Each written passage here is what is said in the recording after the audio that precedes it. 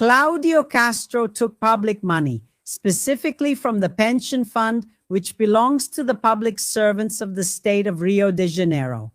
At first, it was almost 1 billion, but now we already know it's more than 5 billion reais. He took the money that's in the fund, which is the state agency responsible for managing that money. To guarantee the retirement and pension of public servants in the state of Rio de Janeiro, he went to that fund, that account, where every month all public employees in Rio de Janeiro have money deducted and deposited. Yes, the pension contribution is deducted at the source and the money goes into that account. The governor simply went to that account and threw more than 5 billion reais of public money into Daniel Vorcaro's devilish hands. So what does Daniel Vorcaro do? He takes that money, appropriates it, and then takes part of it and gives it back as bribes to the governor. If Vorcaro said it was a bribe payment, that's pretty much how it happened. Claudio Castro took public money and handed it over to Daniel Vorcaro. Daniel Vorcaro kept part of that money and returned the other part. And he passed it on to the former governor of Rio de Janeiro, Claudio Castro. I repeat, impeached, hunted, ineligible, and soon to be a prisoner. And then you ask me, Andrea Goncalves, okay, but how did the case of Ciro Nogueira go? Here is Ciro Nogueira, Senator. Ciro Nogueira, the information is that Ciro Nogueira lobbied, because you know that up until now, as far as we know, there are 18 municipal governments, including some from Piauí, Ciro Nogueira's state, among other states, that did the same thing Claudio Castro did. They went there, entered the Social Security Institute for municipal public servants in those 18 municipalities and injected money into Daniel Vorcaro's hands. Daniel Vorcaro took a part and paid another part. And part of that part went to Ciro Nogueira. Why? Because he acted as the intermediary. He was the go-between with the municipal governments. No, let me tell you, the city hall, invest there in Banco Master, invest there, and so on. If the mayor was honest, he would come with that story. No, you're going to make a profit. Invest there, Banco Master is booming, you're going to make a profit, it's a safe investment, and so on and so forth. But we know that most of them aren't honest, right? But then most of them weren't honest, and it worked. Look, you put the money into Banco Master, they'll take a part of it and give you back another part, and of course, I'll take my share too. It's a big scheme. It's a way for us to take money from public administration and divert it so everyone gets their share. And Daniel Vorcaro does this very well. So he acted as an intermediary with other government entities so they would invest. They would invest the money in Banco Master, already knowing about the bribe payments, both for him and for those involved in the scheme. And not only that, he also tried to lobby the National Congress. I have information that he even brought in, got other allies there, went up to the guy and said, I'm in the scheme there. Look, it's worth billions. The guy has too much money. Let's ally with him. Let's be with him. Let's get in on the scheme. Because then you'll get your share. Everyone will get their share. It's too much money. The man is too smart. The man is powerful. The guy sets up the scheme like this, you see, and he has the bank to make it work. He has protection, so let's invest. So he did all this lobbying, besides, of course, trying to pass measures that would benefit Banco Master. As you remember, the Master Amendment, which increased the guaranteed credit from 250,000 to 1 million reais. If this amendment had been approved, Ciro Nogueira's amendment, Banco Master would very likely have continued with its frauds. Because the central bank couldn't have stopped it. Because the margin that the private institution, which is the credit guarantee fund, would have to cover if the bank went bankrupt would be 1 million, not 250,000. Then they could have continued with the fraud. And Ciro Nogueira tried to pass this amendment in the Federal Senate. He was not successful. Because the amendment was so bad, really so bad, that the senator said, look, there's no way we can approve this. So this is Ciro Nogueira, former minister of Bolsonaro. And in a moment, I'll tell you something here. Soon there's no way out. There's no point in you telling me and trying to convince me that Flavio Bolsonaro isn't involved in this or that Eduardo Bolsonaro isn't involved in this. If there wasn't the scheme, pay attention, if there wasn't the movie scheme where Daniel Vorcaro injected over 60 million, maybe even 134 million,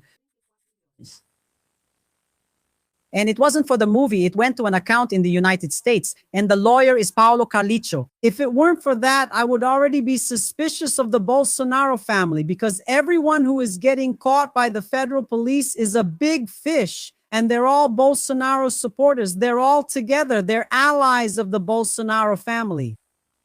But besides that, there's still the matter of the movie. And by all indications, it was used as a front to launder bribe money. I've been telling you this from the beginning. This is a bribe payment. The movie was used by all indications for bribe payments. So much so that the money went through a fund in the United States, which is managed by Paolo Carliccio, who is Eduardo Bolsonaro's lawyer. The first deposit of $2 million was on February 13th. Of 2025. At the end of that same month in 2025, what happened? Eduardo Bolsonaro left his position as a federal deputy with a salary of almost 50,000 reais per month, and most likely went there to take care of the money that at the time was more than 10 million reais just from the first payment from Daniel Vorcaro. Then you might say, no, Andre, but the Vorcaro money at the time was 10 million per month. Bolsonaro from After the audio leaked, Mario Frias, a federal deputy and one of the film's producers. Bolsonarist former Minister of Culture under Bolsonaro, another former Minister of Culture under Bolsonaro, said he was going to account for this, that he would soon give an explanation. I'll show you that he said he would soon give an explanation and prove that the money came from Eduardo Bolsonaro's lawyer's fund and went to the film. To this day, he hasn't given an explanation. To this day, no one has presented the transaction documents showing that the money went to the film. Now, on the other hand, the Intercept Brazil presented documents proving that Daniel Vorcaro transferred the money to the fund of Eduardo Bolsonaro's lawyer in Texas, United States. Let's take a look at Mario Frias here. I want you to notice Mario Frias's expression. He's lying, saying that he was going to provide an accounting and prove that the money had gone to the movie. It's been months already, and so far Mario Frias hasn't presented a single document showing the transfer of Daniel Vorcaro's money to the movie. Listen, this has been happening for a month. The deadline for this accountability report that you are supposed to submit. Yes, there is a deadline. We will probably have all the necessary reports submitted by the beginning of next week so that everyone can be at ease, Congressman. This amount from Daniel Vorcaro corresponds to what percentage of the investment in the film? Leandro, we spend what I told you between 12 and 13 million. I can't tell you exactly how much was from the company Entree, right? Just remembering that neither Daniel Vorcaro nor Banco Master appear in the project's corporate name or in the company that invested, okay? Okay, Congressman, can the contract that mentions confidentiality also become public? It's an NDA, right? A non-disclosure agreement. So we can't say absolutely anything, and even less about the contract with the fund. What's going to be done is an official accounting from the production company and the fund. Is there a timeline for that? Yeah, it's been a month since they said they were going to provide an accounting, and so far, nothing. And he said there was no money from Daniel Vorcaro.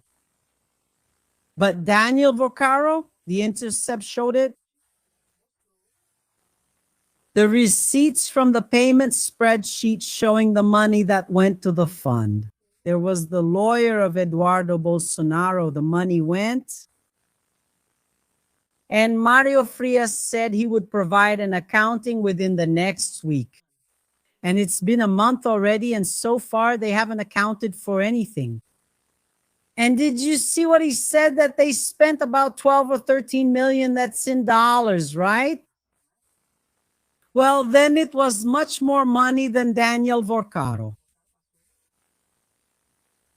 And Intercept showed that very possibly, according to the spreadsheet, Daniel Vorcaro moved more than 61 million reais. Guys, it's very simple to solve this problem. Just show the bank records. Just show the bank transfers. Now, there's only one thing left. You know what's missing? It's for them to say they don't have the bank receipt. They went to the fund, withdrew the cash, and handed the cash over for the film. The only thing left is for them to say that. Oh my God, all that's left is for them to say that. No, we don't have the transfer receipts because we withdrew the money and handed it over in cash. I wouldn't be surprised if they were that cynical. Because you see, in any situation you get into, it's important for you to understand this as well. It can't be done with cash. No, Andre, no. It has to be done by transfer. Many banks don't accept large payments in cash. You have to do it by transfer or by Pix or by Doc or by TED. Today, thank God there's Pix, and with it, you don't have to pay a fee. And why, Andre, don't they accept it? Because you have to have the transfer receipt showing who it was for, who is paying, and who is receiving. It's like selling real estate. Have you ever seen how much of a hassle it is to buy or sell real estate? It's so bureaucratic. Yeah, the financing and everything has to be in your account for the transfer to be in your account. If you put it in someone else's account, it doesn't count. Why? Exactly to avoid this kind of situation with fraud and financial crimes. And so Brazil's Federal Revenue Service can understand who the parties are in this legal and economic relationship.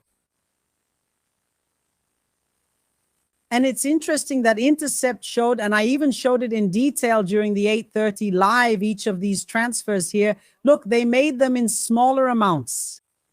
The largest amount was $2 million, which comes to more than 10 million reais. Then they split all the amounts into 1,666, like $1,666. The price for them didn't attract much attention, and they made payments once a month, twice a month, on different days. Okay, so it's proven. Andrea Gonçalves, the money went to Ravengate, Eduardo Bolsonaro's lawyers fund. Yes, the money went there. Now, what do we want? The proof that the money left there and went to the movie. Peace, man. This is a very big laundering system. It's right here. Look, banditry. It's been almost a month. It's already been a month since Mario Frias promised, who hasn't released the financial records for the Dark Horse movie. So far, he hasn't provided the financial report. Nothing. Oh, let's see Tico, guys. Let's see Tico. Pay attention. Pay attention to the guy up there. Who's your pastor, Flavio? Is it Zusha? It must be. To this day, nobody knows who Flavio's pastor is, which church he attends, or where he takes communion. Unfortunately, especially after the scandal involving Flavio Bolsonaro and Daniel Vorcaro came to light, Flavio Bolsonaro uses the same tactic that his family is used to using. He uses spiritual language. He uses biblical language to talk about this political moment. Look. I'm going to give you my secret. How am I preparing myself for this campaign, which won't be easy? And my inspiration, my strength comes, from the guy up there. Did you notice Flavio Bolsonaro's spiritual language? Trying to show once again what we saw back then, the battle of good against evil, of God against the devil. It's a spiritual battle. Now, what shocked me in this video was Flavio using an expression that we evangelicals don't use, Flavio. The guy upstairs, is that right? The guy upstairs. Who's your pastor, Flavio? Is it Shusha? It can only be. By the way, nobody knows to this day who Flavio's pastor is. Where does he go to church? Where does he take communion? What we know here in Rio is that after Flavio was elected to the federal Senate, He never attended any evangelical church here in Rio again. He disappeared. He was seen out there vaping and all that. But when the election is about to start, there is Flavio raising his hand. Anyway, I don't want to judge. Who am I to judge Flavio when it comes to faith? I can judge him for trying to manipulate the church with spiritual language, as if God were on the side of the Bolsonaro family and against Lula. Pay attention, Flavio. Here's advice, not from a congressman, but from someone who's been an Assemblies of God pastor for 30 years. Don't mix the sacred with the profane. Stop it. Because every time someone tried to mix the sacred and the profane in the Bible, they received God's wrath. This is the God who does not tolerate hypocrisy or deceit and lies. Yeah, guys, I have a suspicion about who Flavio Bolsonaro's pastor is. I think it's Fabiano Zettelli.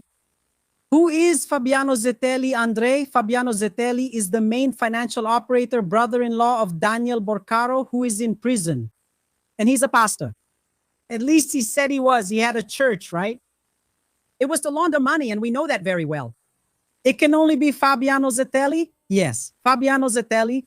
Yeah, maybe. Fabiano Zettelli is the pastor. Also a crook, a convicted criminal of Bolsonaro. Yeah, but why, Andrea Gonçalves? Because Fabiano Zettelli donated 3 million to Bolsonaro's campaign. He was the biggest donor to Bolsonaro's campaign, guys. There you go. It's settled. Tony de Paula, a right-wing federal deputy. He's upset because Flavio went to the parade. No, not the parade, the March for Jesus and all that. And he doesn't say Jesus Christ, right? He says the guy up there. What kind of evangelical is it?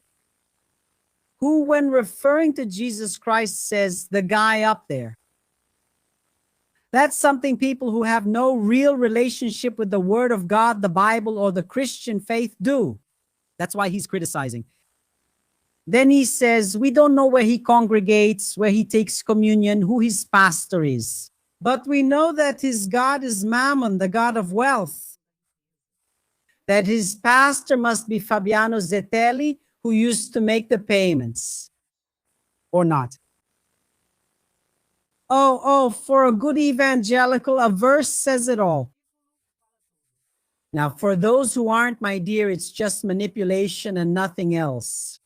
Unfortunately, that's the situation. I want to make a statement here about this whole context of what's happening and what is gradually being revealed by the police anyway.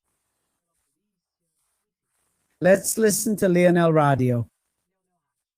Pay attention. He needs to clarify his relationship with Ciro Nogueira, who was Flavio Bolsonaro's dream running mate. Ciro Nogueira, who apparently received a monthly allowance of 500,000 reais, had a 2 million reais vacation paid for by Vorcaro. And there's a picture of the two of them hugging, right? It almost looks like a romantic moment, you know? Romance. We would say. But this information is important. And he also has to explain the 18 million paid to Castro Nunes Marquez's son, right? The Bolsonaro supporters forget here that Vorcaro paid 18 million to Castro Nunes Marquez's son, who had just gotten his bar license, getting an 18 million contract with Vorcaro. Just like Woygarten anyway. That's the one who was Bolsonaro's minister, who's also Vorcaro's lawyer. But they don't mention that. And then they bring up the Mensalão, the Petrolão, when Valdemar da Costa Neto from the Liberal Party was also arrested. So if we keep going back in time, everyone has their own skeletons in the closet. I'm talking about Flavio Bolsonaro. I want you to answer me. No, it's really nice to have Flavio Bolsonaro talking with Vorcaro. It's all good.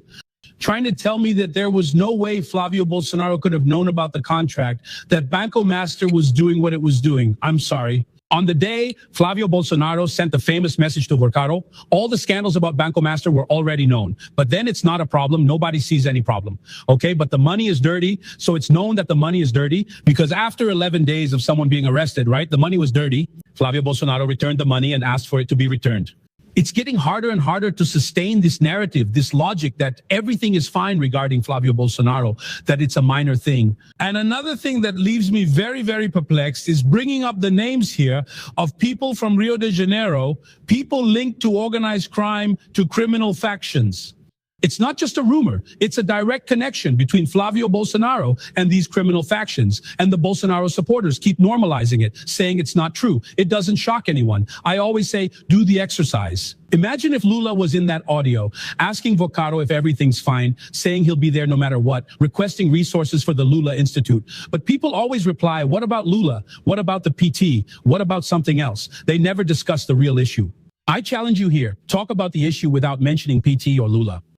No, look, my opinion about this, really, this point, Flavio Bolsonaro's connection with the Comando Vermelho, with the PCC, with Banco Master. No, that's really shocking for us. No, they stay silent. Then they start saying, but Lula also did this or that, but PT and so on. PDT, I want them to answer me. Do you know why they don't answer? Because they don't have an answer. He does. He has a very clear connection with organized crime, and they can't bring any argument that could show this isn't true. Because the facts are crystal clear and the whole world is seeing it. Also, He has to clarify the relationship he has with Ciro Nogueira. that's exactly it, my dear.